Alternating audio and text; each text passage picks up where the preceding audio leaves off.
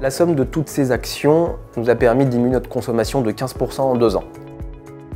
On est concepteur et fabricant de moules destinés à l'industrie plastique. On va surtout fabriquer des moules qui vont permettre de fabriquer des bouchons. On est répartis sur 3 sites, 2 en Mayenne, un à Mayenne, un à Marcilly-la-Ville et un autre en Basse-Normandie dans le Calvados. Et donc ça représente 135 personnes. Notre première volonté, c'était avant tout un engagement pour l'environnement.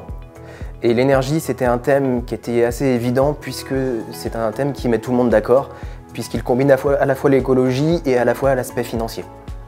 Une fois qu'on avait décidé de travailler sur le thème de l'énergie, on avait besoin de connaissances. On avait besoin de former un référent, quelqu'un qui pourrait nous répondre sur nos questions énergétiques.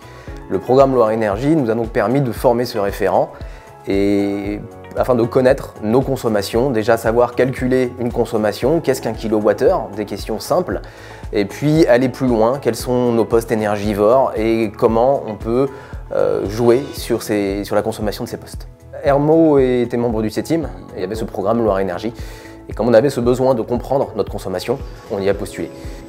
Je dirais que grâce au programme Énergie, j'ai eu un accompagnement personnalisé où on a pu apprendre à calculer la consommation d'un équipement en particulier.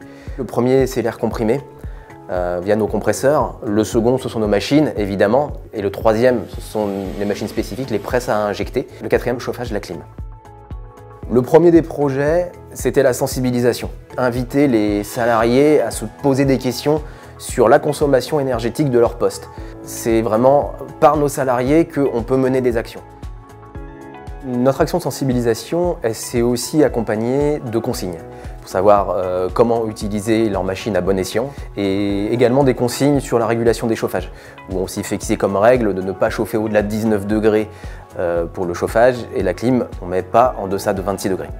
Parmi nos postes énergivores, on a le chauffage et on avait notamment un atelier qui avait une dalle chauffante qui était très énergivore. Et lors de notre formation référent énergie, on a entendu parler des certificats économie d'énergie. Et grâce à ce système, on a pu financer un récupérateur de chaleur sur groupe froid qui nous permet aujourd'hui de chauffer l'atelier sans avoir à allumer cette dalle. On a également pu le faire sur nos compresseurs, ce qui fait qu'aujourd'hui on a 2 ateliers pour lesquels on n'a plus besoin de chauffer. Et bien, la somme de toutes ces actions nous a permis de diminuer notre consommation de 15% en 2 ans.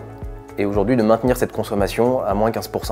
On a aussi eu la chance d'être certifié ISO 50001, ce qui aujourd'hui est un gage de notre professionnalisme envers nos clients et nos partenaires.